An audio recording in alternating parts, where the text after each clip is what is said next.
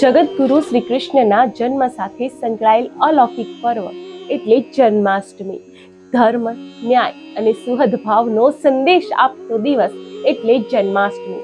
બાળકૃષ્ણથી વયની પાંડવ કૌરવ વચ્ચેના યુદ્ધના સમય સુધીમાં દરેક પ્રસંગમાં ભગવાન શ્રી કૃષ્ણએ માનવ જગતને સંદેશ પાઠવ્યો છે. મથુરાના કેદખાનામાં કાળી રાત્રિએ મેઘ તાંડવ વચ્ચે કનૈયાએ જન્મ લીધાની સમગ્ર ઘટના અલૌકિક છે, જે અન્યાય સામે લડવાનો અને હિંમતનો પાઠ શીખવે છે. ગોકુળમાં નંદ યશોદાના ઘરે બાળપણમાં નિર્દોષતા, આનંદ અને મિત્રતાનું મહત્વ શીખવ્યું.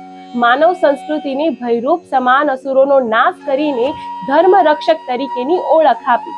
જીવન દરમિયાન કેટલાય પ્રસંગોએ શ્રી કૃષ્ણએ સનાતન ધર્મની રક્ષા સાથે ભયમુક્ત માનવ જીવનને સાંકળતી બાબતો વર્ણવી છે.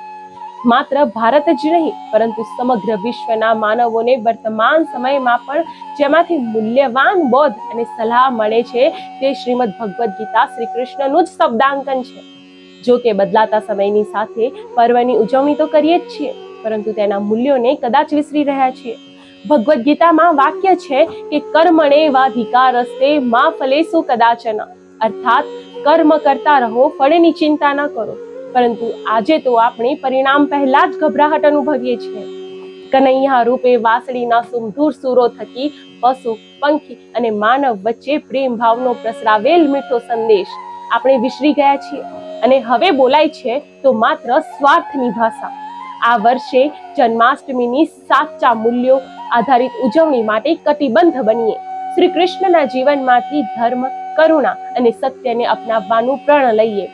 માત્ર માખણ મિશ્રીની મટકી ફોડીને નહીં, પરંતુ આપણા અંદર રહેલા અહંકાર, ઈર્ષ્યા સહિતના અવગુણોને તોડીને અને છોડીને જન્માષ્ટમીની ઉજવણી કરીશું. તો સૌ બોલો એક સાથે, નંદ ઘેર આનંદ આયો, જય કનૈયા લાલ કી, જય કનૈયા લાલ કી.